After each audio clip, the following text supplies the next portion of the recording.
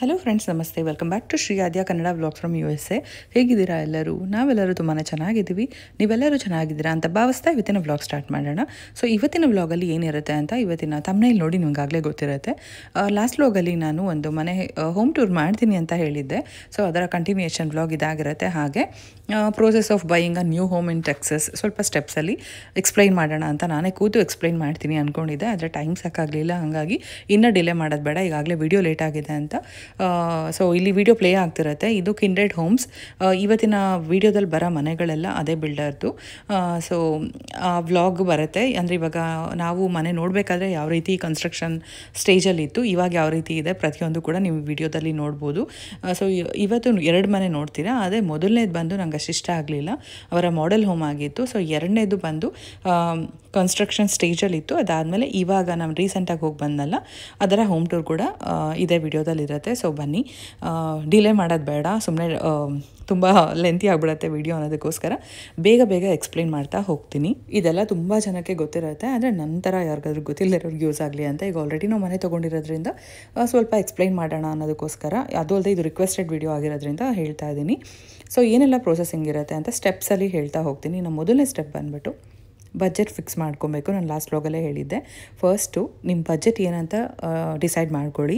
For example, ನಾನು ಇವತ್ತಿನ ವಿಡಿಯೋದಲ್ಲಿ ಮಾತಾಡೋದು $300K ಹೋಮ್ ಬಗ್ಗೆ. ಸೊ ಆ $300K ಸ್ಪೆಂಡ್ ಮಾಡೋಕ್ಕೆ ರೆಡಿ ಇದ್ದೀರಾ ಅಂತ ಅಂದ್ಕೊಳ್ಳಿ.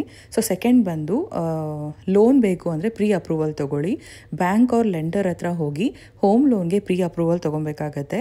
ಇದು ನಮಗೆ ಏನು ರೇಂಜ್ ಹೌಸ್ ತೊಗೋಬೇಕು ಅಂತ ಹೆಲ್ಪ್ ಮಾಡುತ್ತೆ.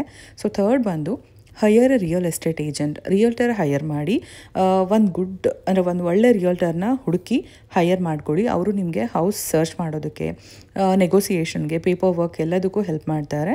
ಸೊ ಫೋರ್ತ್ ಪಾಯಿಂಟ್ ಬಂದು ಹೋಮ್ ಸರ್ಚ್ ಮಾಡ್ಕೊಳ್ಳಿ. ಅಂದರೆ ಮನೆ ಹುಡುಕಿ ನಿಮಗೆ ಇಷ್ಟ ಇರೋ area, location, size, school proximity check ಮಾಡ್ಕೊಳ್ಳಿ. ಸೊ ಆನ್ಲೈನಲ್ಲಿ ಅವ್ರ ಓಪನ್ ಹೌಸ್ ಕೂಡ ಅಟೆಂಡ್ ಮಾಡಿ ನೋಡ್ಕೊಳ್ಳಿ. ವೀಕೆಂಡ್ಸಲ್ಲಿ ಯಾವಾಗೆಲ್ಲ ಟೈಮ್ ಸಿಗುತ್ತೆ ಆ ಟೈಮಲ್ಲಿ. ಸೊ ಫಿಫ್ತ್ ಬಂದು ಮೇಕ್ ಎನ್ ಆಫರ್. ಅಂದರೆ ಆಫರ್ ಹಾಕಿ, ಅಂದರೆ ಒಂದು ಹೌಸ್ ಇಷ್ಟ ಆಯಿತು ಅಂತ ಅಂದ್ಕೊಳ್ಳಿ, ಒಂದು ಮನೆ ಇಷ್ಟ ಆಯಿತು ಅಂದರೆ ಆಫರ್ ಹಾಕಿ, ಅಂದರೆ ಬಿಡ್ ಹಾಕಿ. ಸೊ ರಿಯಲ್ಟರ್ ನಿಮಗೆ ಕರೆಕ್ಟ್ ಪ್ರೈಸ್ ಸಜೆಸ್ಟ್ ಮಾಡ್ತಾರೆ. ಸೊ 6 ಬಂತು if seller accepts offer. Seller offer accept ಮಾಡಿದರೆ ಕಾಂಟ್ರಾಕ್ಟ್ ಸೈನ್ ಮಾಡಬೇಕಾಗತ್ತೆ. ಯೂಶಲಿ ಅರ್ನೆಸ್ಟ್ ಮನಿನ ಕೊಡಬೇಕಾಗತ್ತೆ. ಅಂದರೆ ಸ್ಮಾಲ್ ಅಡ್ವಾನ್ಸ್, ಅಂದರೆ ನಂಬಿಕೆ ಅಡ್ವಾನ್ಸ್ ಅಂತ ಹೇಳ್ತಾರೆ ಕನ್ನಡದಲ್ಲಿ. Earnest money is a small amount you pay after your offer is accepted. ಇದು ನೀವು ಮನೆ ನಿಜವಾಗ್ಲೂ ತೊಗೊತಿದ್ದೀರಾ ಅಂತ ಅಂದರೆ ಸೀರಿಯಸ್ ಆಗಿ ಬೈ ಮಾಡ್ತಿದ್ದೀರಾ ಅಂತ ತೋರಿಸೋದಕ್ಕೆ. Usually it's about 1% of the home price ಇರುತ್ತೆ, ಬಟ್ ಇಟ್ ಕ್ಯಾನ್ ವೇರಿ. ಮನೆ ತೊಗೊಳ್ಳೋ ಪ್ರೋಸೆಸ್ ಎಲ್ಲ ಮುಗ್ದಿದ ಮೇಲೆ, ಅಂದರೆ ಈ ಡೀಲ್ ಕಂಪ್ಲೀಟ್ ಆದಮೇಲೆ ಇದು ಫೈನಲ್ ಪೇಮೆಂಟ್ಗೆ ಅಡ್ಜಸ್ಟ್ ಕೂಡ ಆಗುತ್ತೆ. For example, if the house ಅಂದರೆ ಇವಾಗ ನಾನು ಹೇಳ್ಬಿಟ್ಟಿದ್ದೀನಲ್ವ ಆಲ್ರೆಡಿ $300K ಬಗ್ಗೆ ಮಾತಾಡೋಣ ಅಂತ. So the Ernst money could be $3,000 ಈ ಥರ ಇರುತ್ತೆ. ಸೊ 7th ಸ್ಟೆಪ್ ಬಂದು ಇನ್ಸ್ಪೆಕ್ಷನ್ ಆ್ಯಂಡ್ ಅಪ್ರೈಸಲ್. ಅಂದರೆ ಪ್ರೊಫೆಷನಲ್ ಇನ್ಸ್ಪೆಕ್ಟರ್ ಮನೆ ಚೆಕ್ ಮಾಡಿ ಏನೆಲ್ಲ ರಿಪೇರ್ ಬೇಕು ಅಂತೆಲ್ಲ ಹೇಳ್ತಾರೆ. ಅದನ್ನು ನೀವು ಆ ಮೇಲ್ನ ತೊಗೊಂಡು ಬಿಲ್ಡರ್ ಕೊಟ್ಟರೆ ಅದೆಲ್ಲ ಸರಿ ಮಾಡಿಕೊಡ್ತಾರೆ. ಸೊ ಬ್ಯಾಂಕ್ ಅಪ್ರೈಸಲ್ ಮಾಡುತ್ತೆ, ಅಂದರೆ ಹೌಸ್ ವ್ಯಾಲ್ಯೂ ಲೋನ್ ರೇಂಜಲ್ಲಿ ಇದೆಯಾ ಅಂತ ನೋಡೋದಕ್ಕೆ. ಸೊ 8th ಪಾಯಿಂಟ್ ಬಂದು ಲೋನ್ ಫೈನಲೈಸ್ ಮಾಡಿ, ಅಂದರೆ ಎಲ್ಲ ಡಾಕ್ಯುಮೆಂಟ್ ಸಬ್ಮಿಟ್ ಮಾಡಿ ಲೋನ್ ಅಪ್ರೂವಲ್ ಕಂಪ್ಲೀಟ್ ಮಾಡಬೇಕಾಗತ್ತೆ. ಸೊ 9th ಬಂದು ಕ್ಲೋಸಿಂಗ್ ಡೇ, ಅಂದರೆ ಲಾಸ್ಟ್ ಸ್ಟೆಪ್ ಆಗಿರುತ್ತೆ ಇದು.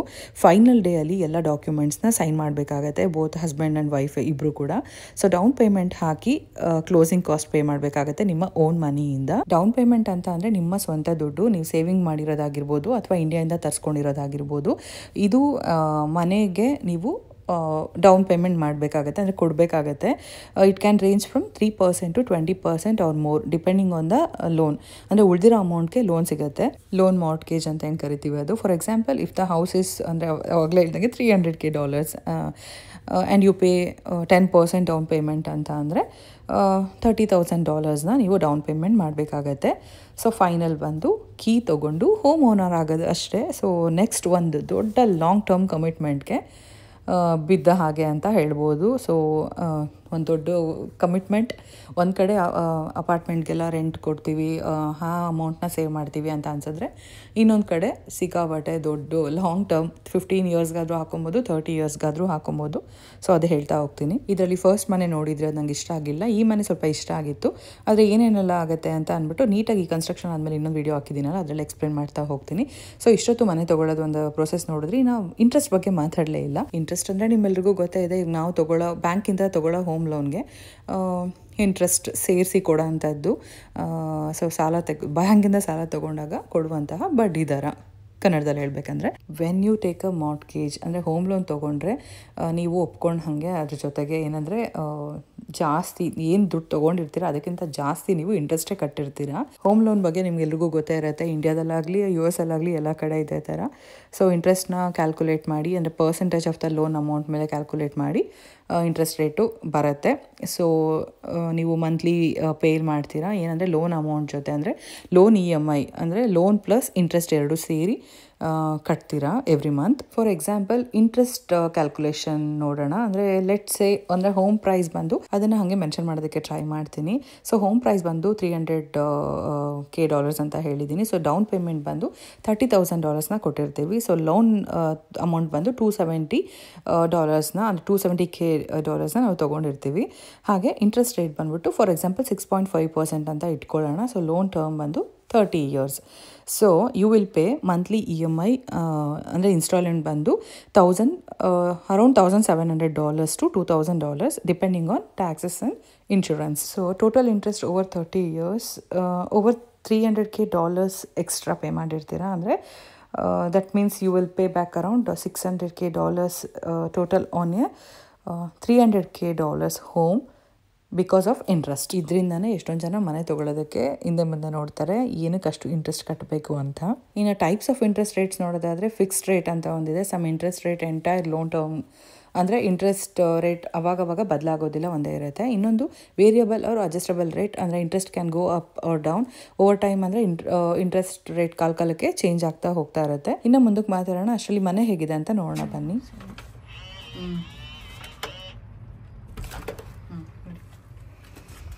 ಬಲಗಾಲನ್ನು ಇಟ್ಟು ಒಳಗಡೆ ಬರುವಂಥವರಾಗಿ ವಾವ್ ಹೇಸಿ.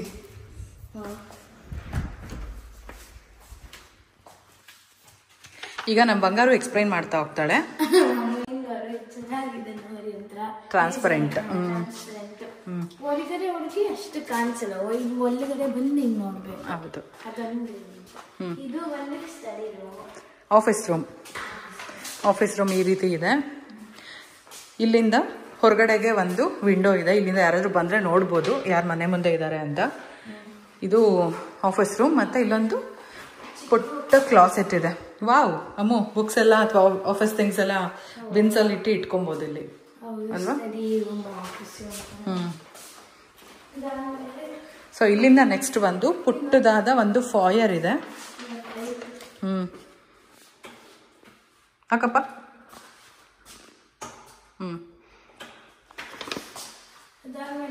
ಈ ಮನೆ 2435 ಸ್ಕ್ವೇರ್ ಫೀಟ್. ಸೊ ಇದು ನಿಮ್ಗೆ ನೋಡ್ತಾ ಇರ್ಬೋದು, ಬ್ಯಾಕ್ ಯಾರ್ಡ್ ಅಂತೂ ಸಿಕ್ಕಾಪಟ್ಟೆ ದೊಡ್ಡದಿದೆ. ಇದು ಸದ್ಯಕ್ಕೆ ಲಿವಿಂಗ್ ಏರಿಯಾ. ಫ್ಲೋರಿಂಗ್ ಕೂಡ ಚೆನ್ನಾಗಿದೆ.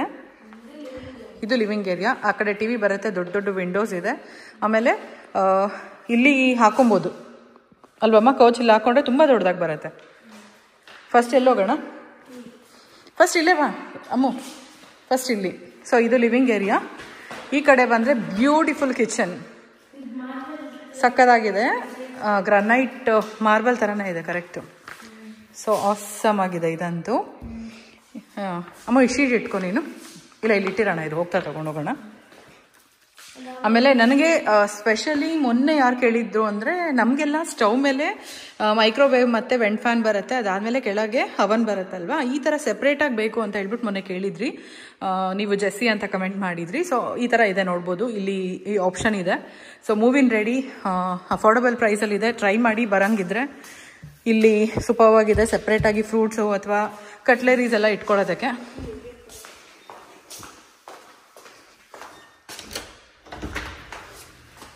ಹಸ್ಬೆಂಡ್ ಮನೆಗೆ ಹೋಗಿ ID ಕೊಟ್ಟರು. ಅದಾದಮೇಲೆ ನಾನು ಪಾಸ್ವರ್ಡ್ ಎಲ್ಲ ಒನ್ ಟೈಮ್ ಪಾಸ್ವರ್ಡ್ ಕೊಡ್ತಾರಲ್ವ, ಸೊ ಮನೆಗೆ ಬಂದಿದ್ದೆ. ಅದಾದಮೇಲೆ ಮಧ್ಯಾಹ್ನ ಕರ್ಕೊಂಡು ಬಂದರು. ಸೊ ನಾನು ಮೊದಲೆಲ್ಲ ಹೇಳ್ಬಿಟ್ಟಿದ್ದೆ ತುಂಬ ಚೆನ್ನಾಗಿದೆ ಮನೆ ಹಾಗೆ ಹಿಂಗೆ ಅಂತ, ಯಾಕಂದರೆ ಇಲ್ಲ ನೋಡೋಕೆ ಬಿಡೋದಿಲ್ಲ ಅಲ್ವಾ.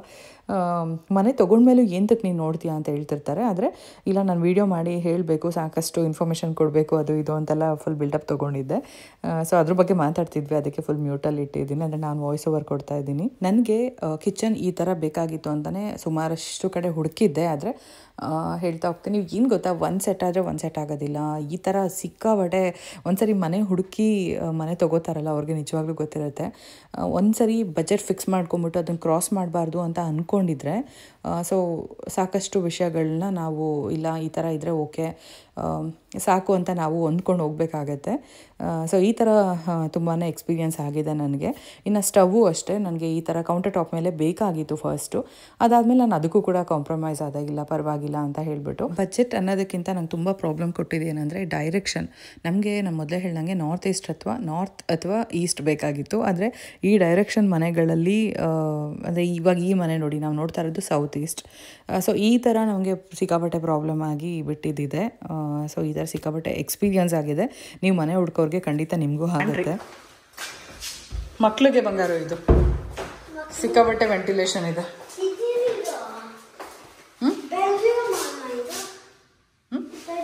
ಇಲ್ಲ ಸ್ಟಡಿ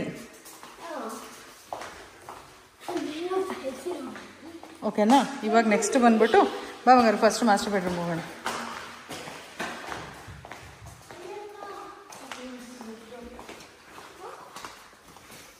ಇದು ಮಾಸ್ಟರ್ ಬೆಡ್ರೂಮ್. ಅದ್ಯಾ ಎಷ್ಟು ಜನ ಓಡಾಡಿರ್ತಾರೋ ಹಂಗೆಲ್ಲ ಮಾಡಬಾರ್ದು. ಅಲ್ಲಿಂದ ಬಂದರೆ ಸೊ ನಾನು ಮಾತಾಡ್ತಾ ಇದ್ದೆ, ಸ್ಟಾರ್ಟಿಂಗ್ ವೀಡಿಯೋಸ್ ಎಲ್ಲ ನೀವು ನೋಡ್ತಾ ಬಂದಿದ್ದೀರಾ. ಕನ್ಸ್ಟ್ರಕ್ಷನ್ ಟೈಮಲ್ಲಿ ಯಾವ ರೀತಿ ಇತ್ತು ಅಂತ ನಿಮಗೊಂದು ಐಡಿಯಾ ಬಂದಿತ್ತು. ಸೊ ಇವಾಗ ಫುಲ್ ರೆಡಿ ಆದಮೇಲೆ ಎಷ್ಟು ಚೆನ್ನಾಗಾಗಿದೆ ಅಂತ ನಿಮಗೆ ಕಾಣಿಸ್ತಿರ್ಬೋದು. ಸೊ ಇದು ಮಾಸ್ಟರ್ ಬಾತು ಅಷ್ಟೇ ತುಂಬಾ ಚೆನ್ನಾಗಿತ್ತು. ಆದರೆ ನನಗಿರಲಿ ಏನೇನು ಇಷ್ಟ ಆಗಿಲ್ಲ ಅಂತ ಅಂದ್ಬಿಟ್ಟು ನಾನು ಲಾಸ್ಟಲ್ಲಿ ಎಕ್ಸ್ಪ್ಲೇನ್ ಮಾಡ್ತಾ ಹೋಗ್ತೀನಿ.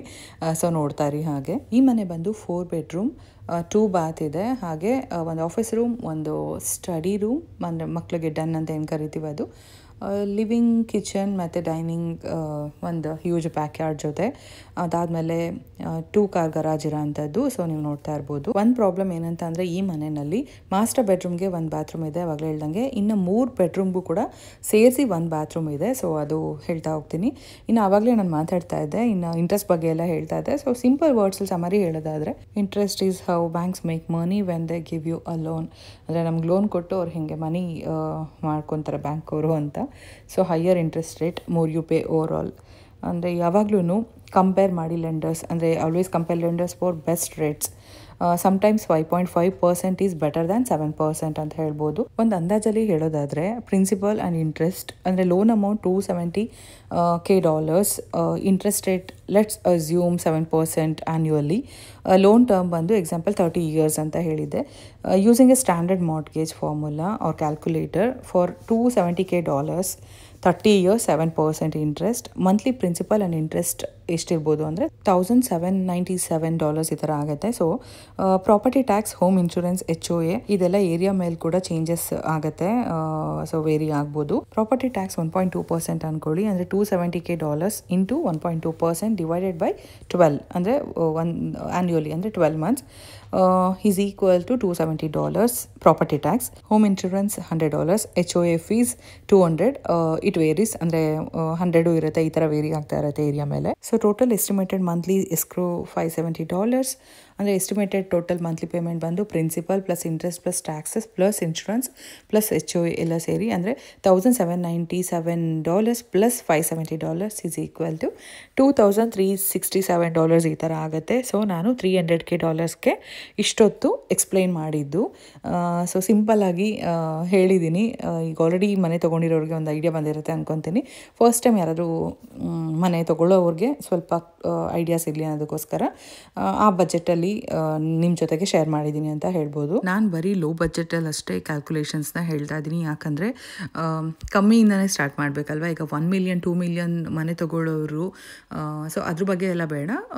ತೀರಾ ಅಂದರೆ ನನ್ನ ಪ್ರಕಾರ ಅಪಾರ್ಟ್ಮೆಂಟಲ್ಲಿ ರೆಂಟ್ ಸೇವ್ ಮಾಡಿ ಮನೆ EMIಗೆ ಬಂದರೆ ಯಾವ ರೀತಿ ಇರುತ್ತೆ. ಸೊ ಒಂದು ಅಂದಾಜು ಒಂದು $300K ಎಷ್ಟಾಗ್ಬೋದು, $400K ಎಷ್ಟಾಗ್ಬೋದು ಈ ಥರ. ಬಟ್ ಲಾಸ್ಟ್ ಲಾಗಲ್ಲಿ ನನಗೆ ಒಬ್ಬರು ಕೇಳಿದ್ರಿ, ನಿಮ್ಮದು ಇನ್ಕಮ್ ಮತ್ತು ಮಾರ್ಟ್ಗೇಜ್ ಬಗ್ಗೆ ತಿಳಿಸೋಕ್ಕಾಗತ್ತಾ, ತಿಳಿಸಿಕ್ಕಾಗಿಲ್ಲ ಅಂದರೂ ಪರವಾಗಿಲ್ಲ, ಅರ್ಥ ಆಗುತ್ತೆ ಅಂತ. I am so sorry. ಇದು ಪಬ್ಲಿಕ್ ಪ್ಲಾಟ್ಫಾರ್ಮ್ ಆಗಿರೋದ್ರಿಂದ ಕೆಲವೊಂದು ವಿಷಯನ ಆದಷ್ಟು ಪ್ರೈವೇಟಾಗಿ ಇಡೋದಕ್ಕೆ ಇಷ್ಟಪಡ್ತೀನಿ ಅಂತ ಹೇಳ್ಬೋದು. ದಯವಿಟ್ಟು ಬೇಜಾರಾಗಿದ್ದರೆ ಕ್ಷಮಿಸಿ. ನಿಮಗೆ ಗೊತ್ತು, ಎಲ್ಲ ಇನ್ಫಾರ್ಮೇಷನ್ ಶೇರ್ ಮಾಡ್ತಾ ಇದ್ದೀನಿ, ಆದರೆ ಕೆಲವೊಂದು ನನಗೂ ಹೇಳ್ಕೊಳ್ಳೋದಕ್ಕೆ ಇಷ್ಟ ಇರಲ್ಲ. ಹಾಗಾಗಿ ಐ ಆಮ್ ಸಾರಿ, ಬೇಜಾರಾಗಿದ್ದರೆ ಇನ್ನೊಂದು ಸರಿ ಸಾರಿ ಕೇಳ್ತಾ ಇದ್ದೀನಿ. ಅದ್ರ ಜೊತೆಗೆ ನಂಗೆ ಇನ್ನೊಬ್ಬರು ಇನ್ಸ್ಟಾದಲ್ಲಿ DM ಮಾಡಿದ್ರಿ, ಏನಂತ ಅಂದರೆ ನೀವು ಈ ಬಿಲ್ಡರ್ನ ಹೆಂಗೆ ಚೂಸ್ ಮಾಡಿದ್ರಿ ಅಂತ ಹೇಳ್ಬಿಟ್ಟು. ಟೆಕ್ಸಸಲ್ಲೂ ಕೂಡ ಟಾಪ್ ಕ್ವಾಲಿಟಿ ಬಿಲ್ಡ್ ಮಾಡೋ ಅಂಥ ಬಿಲ್ಡರ್ಸ್ಗಳಿದ್ದಾರೆ ಮನೆಗಳನ್ನ. ಅಂದರೆ ಇವಾಗ ಫಾರ್ ಎಕ್ಸಾಂಪಲ್ ಟೇಲರ್ ಮಾರಿಸನ್ ಆಗಿರ್ಬೋದು, ಮತ್ತು ಟ್ರೈ ಪಾಯಿಂಟಿ ಹೋಮ್ಸ್, ಆಮೇಲೆ ಲೆನ್ನರ್, ಈ ಥರ ಸಿಕ್ಕಾಬಟ್ಟೆ ಇದೆ. ಆಲ್ಮೋಸ್ಟ್ ನಾವು 10 ಬಿಲ್ಡರ್ಸ್ ಮೇಲೆ ನೋಡಿದ್ದೀವಿ ಅಂತ ಹೇಳ್ಬೋದು ಮನೆಗಳನ್ನ. ನಾನು ಎಲ್ಲನೂ ಶೇರ್ ಮಾಡೋಕ್ಕಾಗಿಲ್ಲ ವಿಡಿಯೋಗಳಲ್ಲಿ, ಎಲ್ಲ ಕಂಪೇರ್ ಮಾಡಿ ನೋಡಿದ್ದೀವಿ. ನಾವಿಲ್ಲಿ ಮೇಯ್ನ್ ಹುಡುಕಿದ್ದೇನಂತ ಅಂದರೆ, ಮೊದಲೇ ಗೊತ್ತು ನಿಮ್ಗೆ ಹೇಳಿದ್ದೀನಿ ಲಾಸ್ಟ್ ವ್ಲಾಗಲ್ಲಿ, ಹಸ್ಬೆಂಡ್ ಆಫೀಸ್ ಹತ್ರ ಇರಬೇಕು, ಸ್ಕೂಲ್ ಚೆನ್ನಾಗಿರಬೇಕು. ಅದ್ರ ಜೊತೆಗೆ ಬಿಲ್ಡರ್ ಬಂದು ನಾವು ಅಂದರೆ ಕಂಪೇರ್ ಮಾಡಿ ನೋಡಿದ್ದೀವಿ. ಅಷ್ಟು ಮನೆ ಅವರು ಟಾಪ್ ಕ್ವಾಲಿಟಿ ಬಿಲ್ಡರ್ಸ್ ಮನೆಗಳು, ಈ ಮನೆಗಳು ಎಲ್ಲನೂ ಕಂಪೇರ್ ಮಾಡಿ ನೋಡಿದ್ದೀವಿ. ಇದು ಖಾಲಿ ಪ್ಲಾಟಿಂದ ಹಿಡಿದು ಮನೆ ಕನ್ಸ್ಟ್ರಕ್ಷನ್ ಸ್ಟಾರ್ಟಿಂಗಿಂದ ನೋಡಿದ್ದೀವಿ. ಮೆಟೀರಿಯಲ್ಸ್ ಆಗಿರ್ಬೋದು, ಮತ್ತು ಇನ್ಸ್ಪೆಕ್ಷನ್ನಲ್ಲಿ ಯಾವ ರೀತಿ ಇತ್ತು, ಪ್ರತಿಯೊಂದು ಕೂಡ ಅಬ್ಸರ್ವ್ ಮಾಡಿರೋ ಪ್ರಕಾರ ನಮಗೇನಂತ ಚೇಂಜಸ್ ಅಂತ ಅನ್ನಿಸ್ಲಿಲ್ಲ. ಸೊ ಬನ್ನಿ ನನ್ನ ಎಕ್ಸ್ಪೀರಿಯನ್ಸ್ ಇವಾಗ ಶೇರ್ ಮಾಡ್ತೀನಿ. ನಮ್ಗೆ ಏನಾಗ್ತಿತ್ತು ಅಂತ ಅಂದರೆ, ಕಿಚನ್ ಈ ಥರ ಸಿಕ್ತು ಅಂದರೆ, ಇವಾಗ ಕಿಚನ್ ಏರಿಯಾ ನಮ್ಗೆ ಇಷ್ಟ ಆಯಿತಾ. ಡೈನಿಂಗ್ ಏರಿಯಾ ನೋಡಿ ತುಂಬ ಪುಟ್ಟದು, ಆ್ಯಕ್ಚುಲಿ ಚಿಕ್ಕ ಜಾಗ ಇದು, ಆಯಿತಾ. ಆಮೇಲೆ ಇದು ಸೋಫಾ ಇಲ್ಲಿವರೆಗೂ ಬರುತ್ತೆ ಅಂದರೆ ಇದೇ ಮೇನ್ ಡೋರು ಎದುರುಗಡೆ ಕಾಣಿಸುತ್ತೆ. ಒಂದು ನಾನು ಡಿಸಡ್ವಾಂಟೇಜಸ್ ಹೇಳ್ತಾ ಇದ್ದೀನಿ. ಅಡ್ವಾಂಟೇಜಸ್ ಬಂದು ನಮ್ಮ ಕಿಚನ್ ಒಂದೇ ಇಷ್ಟ ಆಗಿದ್ದು. ಅದು ಬಿಟ್ಟರೆ ವೆಂಟಿಲೇಷನ್ ಚೆನ್ನಾಗಿದೆ. ಆಮೇಲೆ ನಮಗೆ ಬ್ಯಾಕ್ ಯಾರ್ಡ್ ಬಂದು ಅಪ್ಪಲ್ಲಿರೋದು ಇಷ್ಟ ಆಗಲ್ಲ, ಯಾಕಂದರೆ ಮಳೆ ನೀರು ಬಂತು ಅಂತ. ಅದ್ಯಾ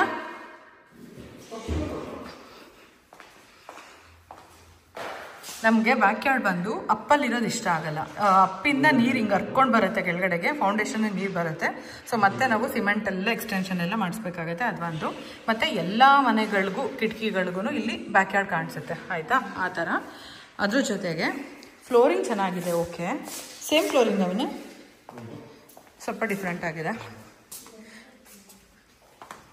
ಅದಾದಮೇಲೆ ಇಲ್ಲಿ ಏನಂತ ಅಂದರೆ, ನನಗೆ ಈ ಥರ ಹೊರಗಡೆ ತೆಗೆಯೋದು ಇಷ್ಟ ಆಗೋದಿಲ್ಲ. ಅಂದರೆ ಬೆಡ್ರೂಮ್ ಒಳಗಡೆ ಹಿಂಗೆ ಡೋರ್ ಬರೋದು ಇಷ್ಟ ಆಗೋದಿಲ್ಲ, ಇದು ಒಂದು. ಅದಾದಮೇಲೆ ಇನ್ನು ಬಾತ್ರೂಮ್ ಎಲ್ಲ ಚೆನ್ನಾಗೇ ಇದೆ, ಬಟ್ ನಮಗೆ ಈ ಟಬ್ ಕೊಟ್ಟಿಲ್ಲ ಅವನು. ಬೇಕು ಅಂದರೆ ಹಾಕಿಸ್ಕೊಬೋದು, ನಮಗೆ ನೆಸೆಸಿಟಿ ಇಲ್ಲ ಅಂತ ಅನ್ನಿಸ್ತು. ಅದ್ರ ಜೊತೆಗೆ ಪುಟ್ಟ ಪುಟ್ಟ ಕ್ಲಾಸೆಟ್ಗಳು, ನಮ್ಮದು ಸ್ವಲ್ಪ ಸ್ಪೇಷಿಯಸ್ ಆಗಿದೆ ಅದು.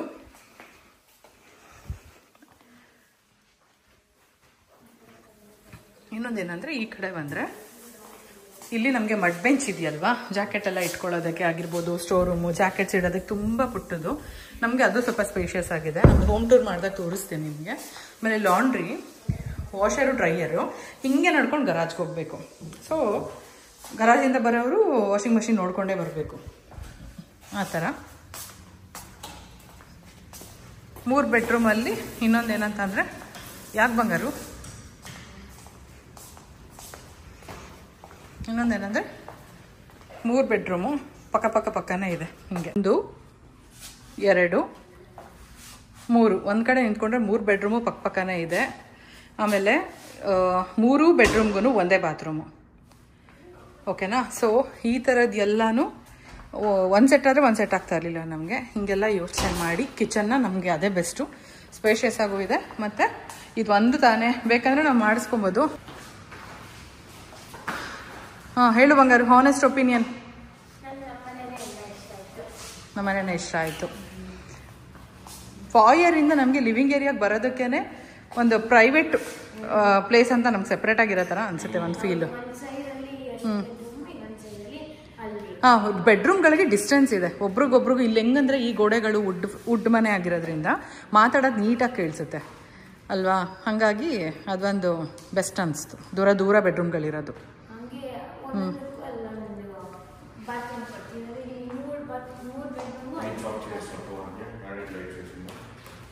ಆಫ್ ಮಾಡ್ಬೋಗಪ್ಪ.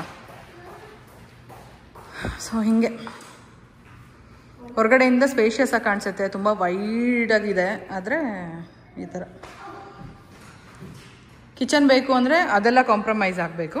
ಇಲ್ಲ ನಮಗೆ ಕಿಚನ್ನು ಬೇಡ, ಪರವಾಗಿಲ್ಲ, ಮನೆಯೆಲ್ಲ ನಮಗೆಲ್ಲ ಚೆನ್ನಾಗಿದೆ ಅಲ್ವಾ ಬಂಗಾರು. ವೆಂಟಿಲೇಷನ್ ಚೆನ್ನಾಗಿದೆ, ಎಲ್ಲ ಚೆನ್ನಾಗಿದೆ. ಹಾಂ, ಮೇಯ್ನ್ ಏನಂತಂದರೆ ನಾನು ಹೇಳ್ದಂಗೆ ಬ್ಯಾಕ್ ಯಾರ್ಡು ಇದು ತುಂಬ ದೊಡ್ಡದು, ಇನ್ನೂ ದೊಡ್ಡದು. ಆದರೆ ನಿಮ್ಗಲ್ಲಿ ನೋಡ್ಬೋದು, ಕಾಣಿಸ್ಬೋದು ನಿಮ್ಗಲ್ಲಿ ಅಪ್ಪಿದೆ. ಆ ಅಪ್ಪಿಂದ ನೀರು ಹರ್ಕೊಂಡು ಬಂದು ಇಲ್ಲಿ ಬರುತ್ತೆ ಫೌಂಡೇಶನ್ ಹತ್ರ. ಸೊ ಮತ್ತೆ ನಾವು ಕಾಂಕ್ರೀಟ್ ಹಾಕ್ಬಿಟ್ಟು ಇನ್ನೂ ಮುಂದಕ್ಕೆ ಎಕ್ಸ್ಟೆನ್ಷನ್ ಮಾಡಿಸ್ಬೇಕು. ಇದನ್ನು ಫ್ರೆಂಡ್ ಫ್ಯಾಮಿಲಿಯವರು ಈ ಪ್ರಾಬ್ಲಮ್ ಫೇಸ್ ಮಾಡಿರೋದ್ರಿಂದ ಅದು ಗೊತ್ತಿದೆ. ಹಂಗೆ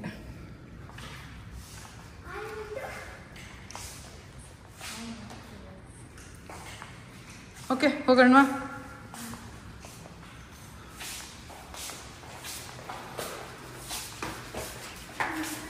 ಎಲ್ಲ ತೊಗೊಂಡಿದ್ಯಾ ಬಂಗಾರು? ಏನಾದರೂ ಇದೆಯಾ ಅಲ್ಲಿ?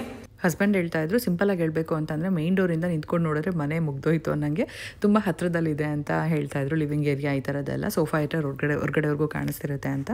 ಸೊ ನೋಡಿದ್ರಿ, ನನ್ನ ಎಕ್ಸ್ಪೀರಿಯನ್ಸ್ ಯಾಕೆ ಶೇರ್ ಮಾಡಿದೆ ಅಂತ ಅಂದರೆ, ನಾನು ಯಾವ ರೀತಿ ಏನೆಲ್ಲ ನೋಡ್ತೀನಿ ಅನ್ನೋದನ್ನು ಶೇರ್ ಮಾಡಿದೆ. ಯಾಕಂದರೆ ಫಸ್ಟ್ ಟೈಮ್ ಮನೆ ತೊಗೊಳ್ಳೋರಿಗೆ ಸಣ್ಣ ಪುಟ್ಟದ್ದು ಕೂಡ ಮಾಹಿತಿ ಸಿಗುತ್ತೆ. ಏನಕ್ಕಂದರೆ ಇವಾಗ ಬ್ಯಾಕ್ ಯಾರ್ಡ್ದು ನೀವು ನೋಡಿದ್ರಿ ಅಪ್ ಡೌನ್ ಇತ್ತು ಅಂತ ಅಂದರೆ ಅದೂ ಮೇಂಟೆನೆನ್ಸ್ ಎಲ್ಲ ಕಷ್ಟ ಇದೆ ಇಲ್ಲಿ. ಸೊ ಫೌಂಡೇಶನ್ಗೆ ನೀರು ಬರುತ್ತೆ, ಮಳೆ ನೀರು ನಿಲ್ಲುತ್ತೆ, ಸ್ಪ್ರಿಂಕ್ಲರ್ ವಾಟರು. ಸೊ ಈ ಥರದ್ದೆಲ್ಲ ನಿಂತಾಗ ಮತ್ತೆ ನಾವು ಕಾಂಕ್ರೀಟ್ ಹಾಕಿ ಎಕ್ಸ್ಟೆಂಡ್ ಮಾಡಿಸ್ಬೇಕಾಗತ್ತೆ.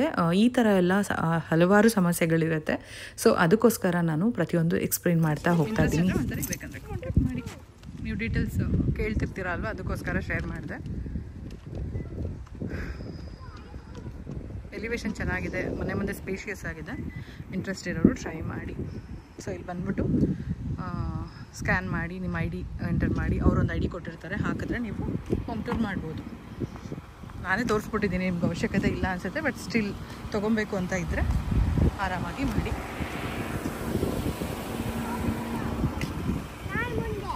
ಓಕೆ, ಅಲ್ಲಿ ಮನೆಯೆಲ್ಲ ನೋಡ್ಕೊಂಡು ಬಂದು ನೆಕ್ಸ್ಟು ನಮ್ಮ ಕೆಲಸ ಕಂಟಿನ್ಯೂ ಆಗ್ತಾ ಇದೆ. ಸೊ ಫೈನಲಿ ಈ ಥರ ಹಾಕಿದ್ದೀನಿ. ಇವಾಗೆಲ್ಲ ಬ್ಲೋ ಮಾಡಬೇಕು. ಅದೇ ಪುಟ್ಟಿ ಈ ಚೇರ್ ಎತ್ಕೋ.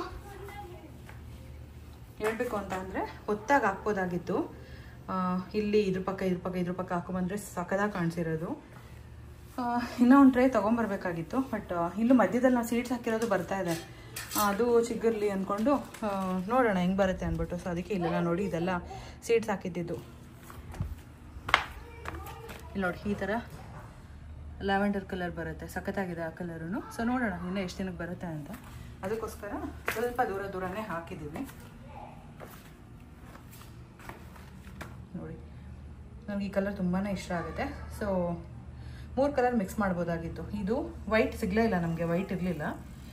ಇದು ವೈಟು ಪಿಂಕು ಇದು 3 ಕಲರ್ ಮಿಕ್ಸ್ ಮಾಡಿದರೆ ಸಕ್ಕತ್ತಾಗಿರ್ತಾ ಇತ್ತು. ಸೊ ಇಲ್ಲಿ ಏ Ammu, what are you searching for? Aadya ನಾನು ಪಾರ್ಟ್ಸ್ ಎಲ್ಲ ಇದು ಮಾಡಿದ್ದೀನಿ. No, we're trying to play find the thing. ಅಲ್ಲೆಲ್ಲ ಹೋಗ್ಬಾರ್ದು, ಏನೋ ಹುಳ ಇದ್ರೆ ಕಚ್ಚಿದ್ರೆ ಏನು ಮಾಡ್ತೀಯಾ? Yes, but akka put the cup. ಬೇಡ ಬಂಗಾರು. ಇಲ್ಲ. No. ಅಮ್ಮ ನೋಡಿ. ಹಾಂ, ಚಿಗುತ್ತು ಅದು. ಬಂದೇ ಇರು, ತೋರಿಸ್ತೀನಿ.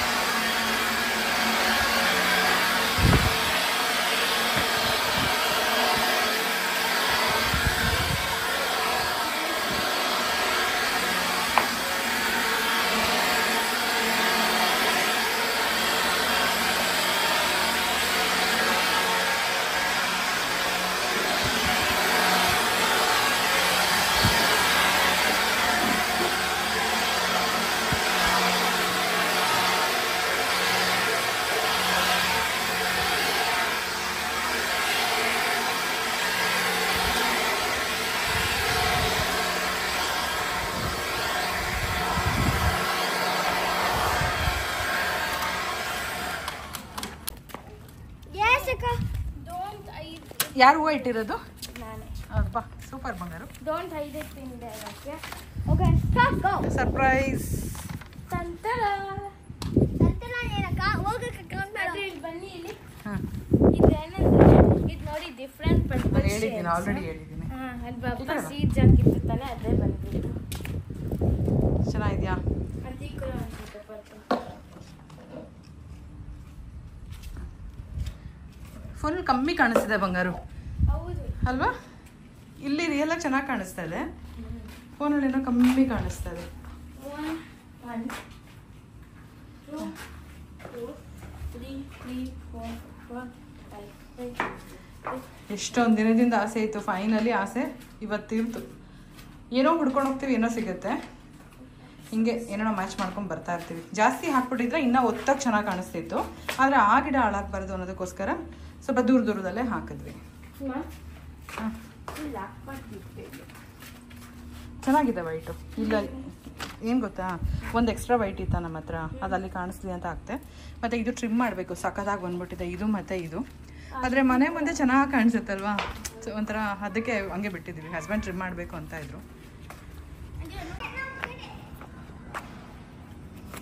ಮೊನ್ನೆ ಸತೀಶ್ ಅವ್ರಿಗೆ ಸೀಡ್ಸ್ ಎಲ್ಲ ಕೊಟ್ಟಿದ್ದೆ, ಎಷ್ಟು ಬೇಗ ಬಂದಿದೆ ಮತ್ತೆ ನೋಡಿ. ಈ ಬಿಸಿಲಲ್ಲಿ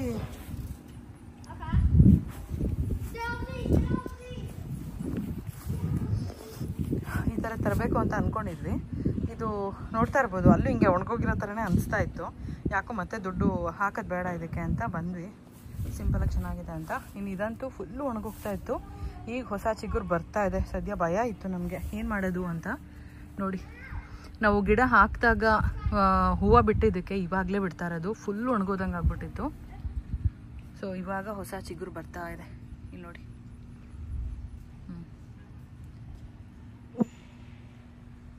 ಇದೆ ಫಸ್ಟು, ತುಂಬ ದಿನಗಳ ಮೇಲೆ ಹೂವು ಇದು. ಇದಂತೂ ಚೆನ್ನಾಗಿ ಬರ್ತಾ ಇದೆ ರೋಸು. ಇದೊಂದು ಹಂಗಾಗಿತ್ತು. ಏನಂತ ಅಂದರೆ ಆ ಮನೆ ನೋಡ್ಕೊಂಡು ಬಂದಮೇಲೆ ಡೀಟೇಲ್ ಆಗಿ ನಾನು ಎಲಿವೇಶನ್ ತುಂಬ ಚೆನ್ನಾಗಿದೆ ಅಂತೆಲ್ಲ ಹೇಳ್ತಾ ಇದ್ದೆ ಫಸ್ಟು. ಸೊ ನೋಡ್ಕೊಂಡು ಬಂದಮೇಲೆ ನನಗೇನಂದರೆ ನಮ್ಮ ಮನೆಗೆ ಬಂದರೆ ಏನೋ ಒಂಥರ ಕಾಮಾಗಿ ಅನಿಸುತ್ತೆ, ಏನೋ ಒಂದು ವೈಬೇ ಚೆನ್ನಾಗಿರುತ್ತೆ. ಸೊ ಅದನ್ನು ಇಲ್ಲಿ ಹೇಳ್ತಾ ಇದ್ದೆ ನಿಮ್ಮ ಹತ್ರ. ಒಂದು ಪಾಸಿಟಿವ್ ವೈಬ್ಸ್ ಅಷ್ಟೇ, ಏನು ಅಂತ ಗೊತ್ತಿಲ್ಲ. ಇದು ತುಂಬ ಚೆನ್ನಾಗಿ ಬಂದಿದೆ. ನಿಮಗೆ ನೆನಪಿರ್ಬೋದು, ಮನೆಗೆ ಬಂದಾಗ ತುಂಬ ಚಿಕ್ಕ ಚಿಕ್ಕದಾಗಿತ್ತು ಗಿಡಗಳು.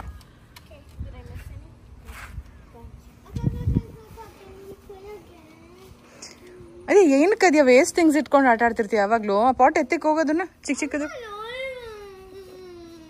ಹೋಗ್ಲಿ ಬಿಡು ಬಂಗಾರು. ಬಾ ಇನ್ನು ಸ್ವಲ್ಪ ಬಿಸಿಲು ಹೋಗ್ಲಿ ಬಾ, ಆಮೇಲೆ ಹೋಗು ಅಂತ. ಹಿಂದೆ ಇನ್ನೂ ಹಾಕ್ಬೇಕಲ್ಲಪ್ಪ ಗಿಡಗಳು, ಅದು ಬೇರೆ ಆ ಕ್ರೀಪರ್ ಇನ್ನೊಂದು ಕಡೆ ತೆಗ್ದು ಹಾಕ್ಬೇಕು. ಇವತ್ತೇ ಹಾಕ್ಬಿಡೋಣ. ನೋಡಿ 2 ನಿಮಿಷದ ಕೆಲಸ, ಇದು ಮುಗ್ದೇ ಹೋಯ್ತು. ಆಮೇಲಿಂದ ಪೈಪ್ ತೆಗೆದ್ಬಿಟ್ಟು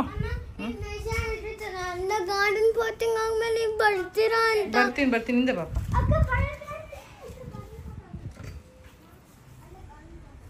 ಗಾರ್ಡನ್ ಪಾಟ್ ಅಲ್ಲ, ಗಾರ್ಡನ್ ಬೆಡ್ಡಲ್ಲಿ ಗಿಡ ಹಾಕಿದ್ಮೇಲೆ.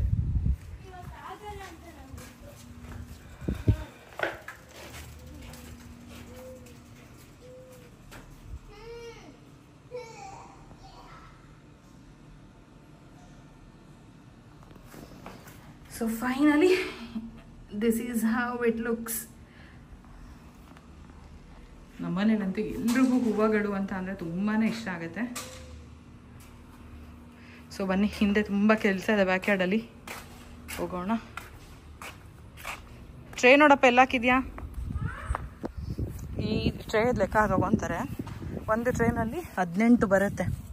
ಸೊ 18ಕ್ಕೆ $22 ಏನೋ ಆಯಿತು ಇಷ್ಟಕ್ಕೆ. ಇನ್ನೊಂದಕ್ಕೆ 27 ಆಯಿತು ಒಂದು ಟ್ರೇ. ಸೊ ಬನ್ನಿ ಹೋಗುವ. ನೀರು ತೊಟ್ಟುತ್ತಾ ಇದೆ ಮುಖದ ಮೇಲೆ ನೋಡಿ, ಫುಲ್ಲು ಸೆಕೆ.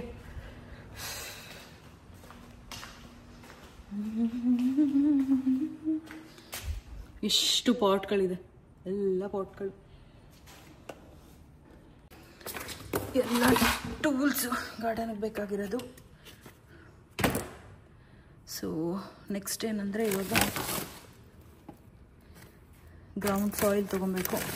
ತುಳಸಿ ಹಾಕೋದಕ್ಕೆ ಒಂದು ಸ್ವಲ್ಪ ಎತ್ತಿಟ್ಟಿದ್ದೆ.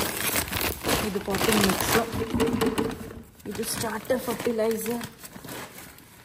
ಇನ್ನೂ ಒಂದು ಮೂಟೆ ಇದೆ. ಸೊ ಇನ್ನೂ 2 ಮೂಟೆ ಇದೆ ಗಾರ್ಡನ್ ಸಾಯಿಲ್ ತೊಗೊಂಡು ಹೋಗ್ಬೇಕು. ಇವಾಗ ಸಿಕ್ಕಾಪಟ್ಟೆ ಸೊಳ್ಳೆ ಇದೆ, ಕೆಲಸ ಬೇರೆ ಕಂಪ್ಲೀಟ್ ಮಾಡಬೇಕು.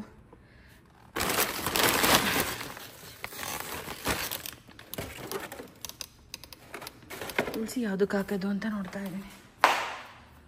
ಇಲ್ಲಿಂದ ಕಂಟಿನ್ಯೂಷನ್ ವ್ಲಾಗ್ನ ನೆಕ್ಸ್ಟ್ ವ್ಲಾಗಲ್ಲಿ ಹಾಕ್ತೀನಿ. ನೋಡಿದ್ರಿ ಅಲ್ವಾ, ಇದಾಗಿತ್ತು ಇವತ್ತಿನ ವ್ಲಾಗ್. ಸೂರ್ಯ ಮುಳುಗ್ತಾ ಇದ್ದಾನೆ, ಸನ್ಸೆಟ್ ನೋಡೋದಕ್ಕೆ ತುಂಬ ಚೆನ್ನಾಗಿರುತ್ತೆ ಬ್ಯಾಕ್ ಯಾರ್ಡಿಂದ.